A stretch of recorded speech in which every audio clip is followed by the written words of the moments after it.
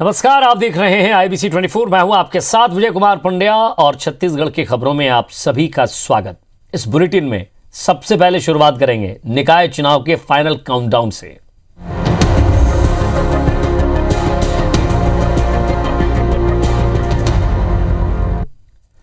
तो निकाय चुनाव का फाइनल काउंटडाउन शुरू हो चुका है। कल सुबह वोटिंग के साथ ही प्रत्याशियों की किस्मत बैलेट बॉक्स में कैद हो जाएगी। बीजेपी और कांग्रेस आमने सामने तो है ही, लेकिन बगावत कर निर्दलीय चुनाव लड़ने वाले नेताओं ने चुनावी सरगर्मी और बढ़ा दी है। इन सब के बीच कांग्रेस और बीजेपी के प्रत्याशी अपने अपने चुनावी वादे और दावों के साथ एक दूसरे की वादा खिलाफी के मुद्दों को लेकर जनता के बीच गए। दूसरी ओर दिग्गज नेता चुनावी सभाओं में एक दूसरे पर जमकर बरसे, लेकिन अब बारी असली परीक्षा की है। छत्तीसगढ़ में नगरीय निकाय चुनाव में मतदान से पहले और चुनावी शोर थम जाने के बाद कांग्रेस और भाजपा के प्रत्याशियों ने डोर टू डोर जनसंपर्क का सहारा लिया। दिन भर लोगों से प्रत्याशियों का कैंपेन जारी रहा, जहां वो लोगों के सामने हाथ जोड़कर और पैर पकड़कर वोट मांगते नजर आए। बीजेपी कांग्रेस के प्रत्याशी घर घर जाकर अपनी उपलब्धियां गिनाते रहे, तो वहीं दूसरी ओर मतदान की तैयारियां भी जोरों पर चलती रही। मतदान दलों को सामग्री वितरण के तत्काल बाद मतदान केंद्रों के लिए रवाना कर दिया गया। सभी कर्मचारियों को मतदान और मतगणना से संबंधित पूरी ट्रेनिंग भी दी गई। उधर चुनाव को शांतिपूर्ण ढंग से संपन्न कराने के लिए पुलिस और प्रशासन ने पूरी तैयारियां कर रखी है। छत्तीसगढ़ के 15 नगरीय निकायों के 370 वार्डों में सोमवार सुबह 8 बजे से शाम 5 बजे तक मतदान होगा। इस चुनाव में कांग्रेस, भाजपा और निर्दलीय के रूप में कुल 1345 प्रत्याशी मैदान में हैं। 370 वार्ड में चुनाव के लिए 1000 मतदान केंद्र बनाए गए हैं। 4 नगर निगम बीरगांव, भिलाई, चरोदा और रिसाली में 809 प्रत्याशी मैदान में हैं। इसी तरह 5 नगर पालिका बैकुंठपुर, शिवपुर चर्चा, खैरागढ़, जामुल, सारंगढ़ और 6 नगर पंचायत प्रेमनगर, नरहरपुर, कोंटा, भैरमगढ़, भोपालपट्टनम और मारो में कुल 536 प्रत्याशी हैं। इन जगहों पर मतदान के लिए 12,000 से ज्यादा अधिकारी और कर्मचारियों की ड्यूटी लगाई गई है। सभी केंद्रों में 4,000 से अधिक सुरक्षाकर्मी तैनात रहेंगे। राज्य निर्वाचन आयोग ने मतदान केंद्रों में किसी भी प्रकार की इलेक्ट्रॉनिक डिवाइस ले जाने पर प्रतिबंध लगा दिया है। इसी तरह मतदान के लिए 18 प्रकार की पहचान पत्र का उपयोग मतदाता कर सकेंगे। कोविड पेशेंट भी पीपी किट पहनकर मताधिकार का प्रयोग कर सकेंगे। कोरोना संकट को देखते हुए मतदान केंद्रों में स्वास्थ्य कर्मी भी मौजूद रहेंगे। छत्तीसगढ़ में कांग्रेस की सरकार बनने के बाद 2019 में 10 निकायों में कांग्रेस के महापौर बने। तब कांग्रेस नेताओं ने दावा किया कि राज्य सरकार के कामकाज पर मुहर लगी है। अब 15 निकायों का ये चुनाव भाजपा से ज्यादा कांग्रेस के लिए प्रतिष्ठा का प्रश्न बन गया है। दरअसल दुर्ग संभाग में 3 नगर निगम समेत 6 नगर पालिका और नगर पंचायत में चुनाव हो रहा है, जहां इस संभाग में सीएम समेत 6 मंत्रियों का निर्वाचन क्षेत्र है। और दूसरा ये कि चुनाव परिणाम कांग्रेस के लिए आगामी 2023 में होने वाले नफे नुकसान की ओर संकेत देगा। वहीं बीजेपी को भी अपनी जमीनी हकीकत का एहसास हो जाएगा। राजेश मिश्रा के साथ सौरभ सिंह परिहार, IBC 24, रायपुर।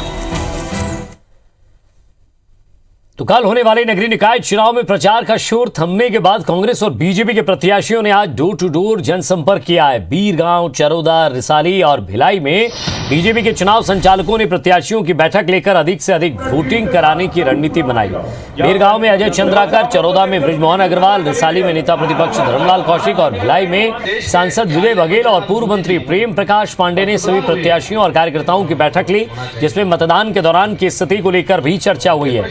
आपको बता दें कि आज दोपहर तक सभी नगरीय निकायों में पोलिंग पार्टी पहुंच चुकी है। कल सुबह 8 बजे से शाम 5 बजे तक प्रदेश के 5 नगर निगम, 5 नगर पालिका परिषद और 6 नगर पालिका में वोटिंग होगी। और भोंडा जी, तुम अपना टीम के साथ कल पूरा वहीं रहो। उत्तर प्रदेश में होने वाले विधानसभा चुनाव के लिए यूपी प्रदेश कांग्रेस कमेटी ने छत्तीसगढ़ कांग्रेस के कई विधायक और नेताओं को पर्यवेक्षक की जिम्मेदारी दी है। रायपुर ग्रामीण के विधायक सत्यनारायण शर्मा को वाराणसी कैंट, पीसीसी महामंत्री कन्हैया अग्रवाल को वाराणसी दक्षिण, पूर्व विधायक मोतीलाल देवांगन को पिंद्रा और नीलम चंद्राकर को रोनिया विधानसभा का पर्यवेक्षक बनाया गया है। कुछ दिन पहले कांग्रेस की महासचिव प्रियंका गांधी ने छत्तीसगढ़ के 15 से ज्यादा विधायकों और संगठन के वरिष्ठ पदाधिकारियों से मुलाकात कर यूपी चुनाव के बारे में चर्चा की थी।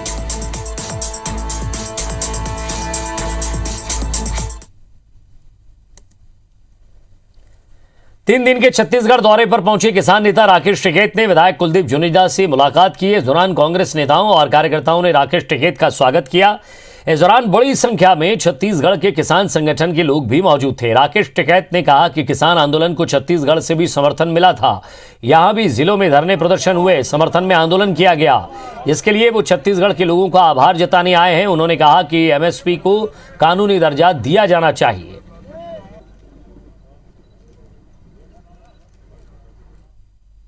दिल्ली में ठीक प्रोग्राम हुआ। यहाँ के लोगों का भी, यहाँ के किसानों का भी बड़ा सहयोग रहा, यहाँ के समाज का बड़ा सहयोग रहा। यहाँ पे मीटिंगें हुई और जो भी संयुक्त मोर्चे की कॉल होती थी उस पर पूरे देश में और छत्तीसगढ़ में, रायपुर में, अलग अलग डिस्ट्रिक्ट में प्रोग्राम होते थे, तो इनका धन्यवाद करने आए। और रायपुर से एक बड़ी खबर मिल रही है। आबकारी विभाग ने एक बड़ी कार्रवाई की है। इस कार्रवाई में मध्य प्रदेश से लाई जा रही शराब जब्त की गई है। अवैध शराब बताई जा रही है। कार से 46 पेटी अवैध शराब जब्त की गई है। आपको बता दें कि कार समेत शराब की कीमत भी आंकी गई तो करीब 20 लाख रुपए बताए गए।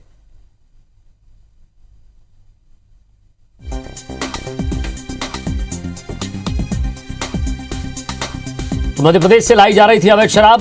कार से 46 पेटी अवैध शराब जब्त की गई है।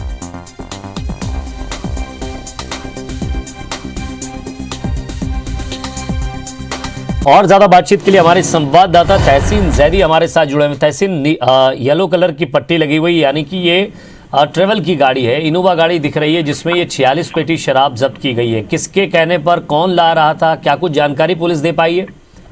देखिए, कार्रवाई जो है ये आबकारी विभाग की ये कार्रवाई है। रायपुर जो आबकारी विभाग का उड़नदस्ता है उसकी ये कार्रवाई है। बताया जा रहा है कि पचेड़ा जो विधानसभा थाना इलाके में पड़ता है, गांव है, वहाँ दिशा कॉलेज के पास में इस बात की खबर लगी थी कि अवैध रूप से जिस तरीके से मध्य प्रदेश में निर्मित जो शराब है अवैध रूप से लाई जा रही है छत्तीसगढ़ में। उसके बाद ये एक सूचना पे क्योंकि इनके पास पिन पॉइंट इंफॉर्मेशन आई थी आबकारी विभाग के पास, जिसमें बताया गया था कि एक इनोवा कार जो MP 54T0331 नंबर की है, उसको लेके जब जानकारी मिली तो उसके बाद ये फ्लाइंग स्क्वाड ने इसको पॉइंट लगाया था कि बिलासपुर से अंदर तरीके से लाई जा रही है। तो उसके बाद इसको पचेड़ा में इनोवा को रोका गया और रोकने के बाद जब इसके जो ड्राइवर है उसको जब रोका गया तो ये बताया गया कि ये मध्य प्रदेश से ला रहा है। और इसमें जब तलाशी ली गई तो 46 पेटियों में एक शराब मिली जो एक रॉयल स्टैग एवं गोवा ब्रांड की जो मध्य प्रदेश में निर्मित थी। कुल इसकी कीमत 3 लाख रुपए बताई जा रही है। कुल 46 पेटियों में 414 बल्क लीटर जो शराब है ये पकड़ी गई है। और इसके बाद इसमें जो एक सौरभ सिंह भदौरिया जो इसका ड्राइवर था इनोवा का, अभी इसको गिरफ्तार कर लिया है और इससे पूछताछ अभी की जा रही है कि ये नंबर सही है कि किसी और दूसरे नंबर प्लेट पे चला रहा था। लेकिन जिस तरीके से लगातार जो मध्य प्रदेश से जो दूसरे राज्यों से, मध्य प्रदेश समेत दूसरे राज्यों से जो अवैध रूप से जो शराब लाई जा रही है छत्तीसगढ़ में, उसको लेके एक आबकारी विभाग की बड़ी कार्रवाई यहाँ पे सामने आई है कि ये 46 पेटी जो शराब है जिसमें कुल अगर बात करें तो 3 लाख रुपए की इसकी कीमत बताई जा रही है। और इनोवा समेत कुल जो 20 लाख रुपए इसकी जो टोटल वैल्यू बाजार मूल्य इसमें जब्त की गई है शराब और इनोवा गाड़ी। और इसमें एक ड्राइवर को पकड़ा गया। अभी इसके पूछताछ की जा रही है कि किसके द्वारा मंगाई गई थी, किसके द्वारा ये भेजी गई थी। तो फिलहाल अभी कह सकते हैं कि एक बड़ी कार्रवाई जो है आबकारी विभाग की यहाँ सामने आई है। जी शुक्रिया तहसीन इस तमाम बातचीत के लिए। तो बड़ी खबर, जहां मध्य प्रदेश से लाई जा रही थी अवैध शराब, 40 पेटी शराब है जिसकी कीमत 20 लाख रुपए बताई जा रही है। गरियाबंद के भरवा मोड़ा गांव की 8 साल की बिंदिया जन्म से एक अज्ञात बीमारी से पीड़ित है, जिसकी वजह से ना तो वो चल फिर सकती है और ना ही बातचीत कर पाती है। परिजनों ने बताया कि बिंदिया का आधार कार्ड नहीं बन पाया है, जिसके चलते उसे सरकारी योजनाओं का लाभ नहीं मिल पा रहा है। वहीं उसे दिव्यांग पेंशन भी नहीं मिल रही है। बच्ची के परिजन के मुताबिक उनके 2 छोटे बच्चे और उनके खर्च के साथ ही परिवार चलाना अब मुश्किल हो रहा है। बीते 8 सालों में जो कुछ था बिंदिया के इलाज में खर्च हो गया। बच्ची के पिता चंद्रशेखर ने बताया कि आधार नहीं बनने के कारण राशन कार्ड से भी उसका नाम कट गया है।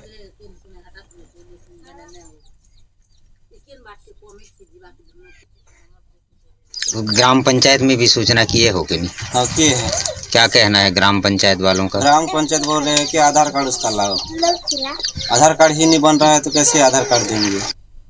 रायपुर में गोयल ग्रुप की ओर से एनएच गोयल वर्ल्ड स्कूल में आयोजित 4 दिवसीय क्रिकेट टूर्नामेंट के फाइनल में एनएच गोयल वॉरियर्स को हराकर तिल्दा टाइगर्स ने मुकाबला जीत लिया है। गोयल प्रीमियर लीग में 6 टीमों ने हिस्सा लिया। 4 दिन तक चले इस टूर्नामेंट का फाइनल एनएच गोयल वॉरियर्स और तिल्दा टाइगर्स के बीच खेला गया।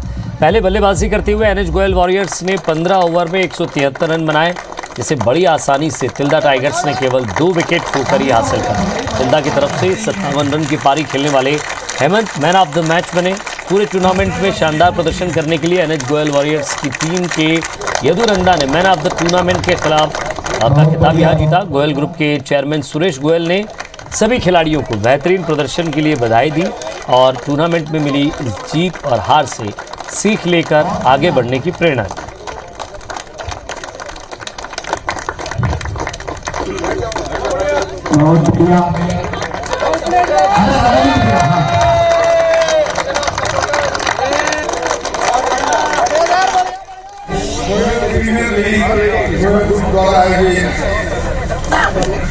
क्रिकेट टूर्नामेंट इसलिए रखे जाते हैं कि आप लोगों का आपस में बहुत अच्छा परिचय हो जाए। खिलाड़ी की भावना से आप खेल खेलते हैं, उसको हार जीत में मत लें और हार की थोड़ा प्रैक्टिस करके अगले साल जब आओ तो और अच्छा मुकाबला देखने को मिले। लास्ट वाला मुकाबला लगता था कि एनएच गोयल बहुत अच्छा स्कोर बनाया, लेकिन कमाल की बात है तिल्दा टीम ने भी कोई कमी नहीं रखी।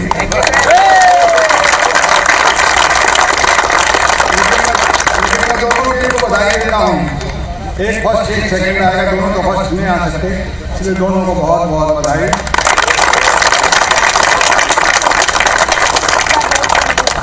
और बाकी जो जिन्होंने प्रयास किया उन सबको भी बहुत बधाई। और इसी के साथ फिलहाल इस बुलेटिन में इतना ही।